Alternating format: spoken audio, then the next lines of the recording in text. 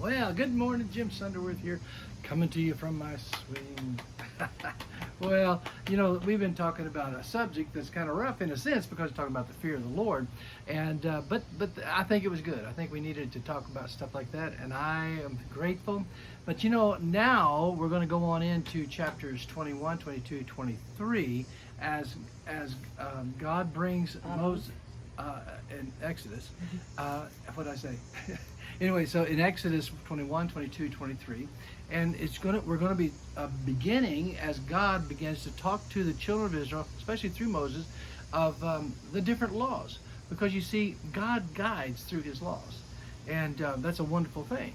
And so Moses, but you have to realize these people knew nothing about God. They really had no idea because they hadn't had that relationship with Him. It had been 200 years with Abraham, Isaac, Jacob, and Joseph and Moses and all that. And then they came out of Egypt. They were there for 400 years. And then they came out and God began to deal with them. So that now you have to realize they're at the base of Mount Sinai. They're going to stay there about a year. And as they're there for a year, God begins to show them that He wants a relationship with them. And we're going to get into that because we're going to get into the feast, and we're going to get into the priest, and we're going to get into the tabernacle, where God is going to really want to dwell with them, and we're going to be talking about that real soon. But right now, as we go into, can you imagine? They're standing there, and they say, "Well, what about this God?" I've watched people come into church services that haven't been in church services before, and they look around and we're singing songs, and they're kind of looking, we're singing these songs to God, and all of a sudden they wonder, well, what's going on? Because all of a sudden they say, wonder why there's so many questions. Because everybody's got their hand up, And it's not, they don't have their hands up for a question. They're praising and worshiping the Lord, but they've never seen that before, So they say, well, what's going on here? Everybody's singing, and everybody seems to be having a good time, and why? What is it all about? Well, that's what these children of Israel, it's all this relationship with God. They're saying, where do we go from here?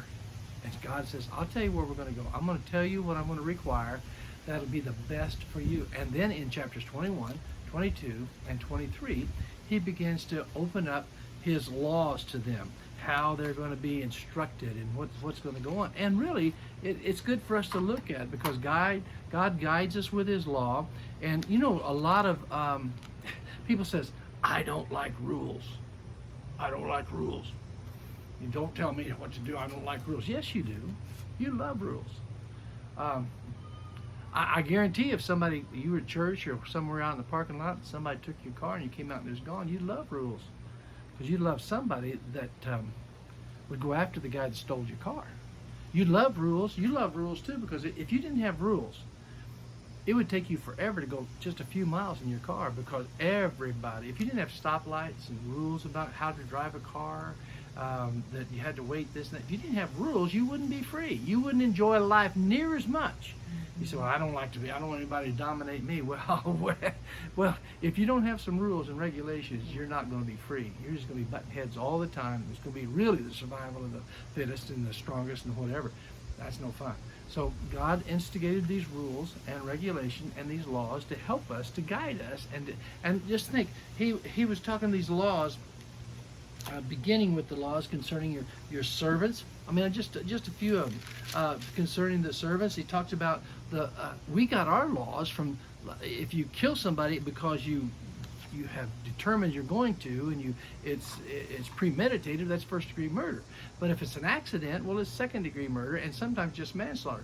Well, we found that out of God's word in these verses 21, 22, chapters 21, 22, and 23 of Exodus. We found out about that. This is the law concerning violence, and then they had the law concerning your animals. He said, look, if you got an animal and that animal's mean and it gets out, unbeknownst to you, and hurts somebody, he said, you're not going to be held completely responsible, but you're going to pay for that person.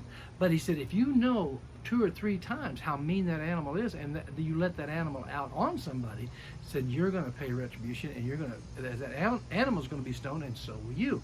So the fact is, he took care of your animals. You understand? So they had all kinds of laws like this, and the responsibility for property. If you say you have a place and you're just going to dig a hole and put a tree in there, but it rained a little bit and you left that hole there for 2-3 days and it's on your property and somebody fell in it and broke their leg, they had a law for that. They said, listen, you're going to have to take care of that person. It's your responsibility to do what you needed to do to that piece of property to keep it. So these laws were set up, and it would be a great study for you. I can't do it in 5 minutes, and here it is past already. But I can't do this in 5 minutes. But if you'd go through 21, 22, 23, you'd realize how important it is to have laws, because that's what keeps society in sync. Okay? Talk to you tomorrow.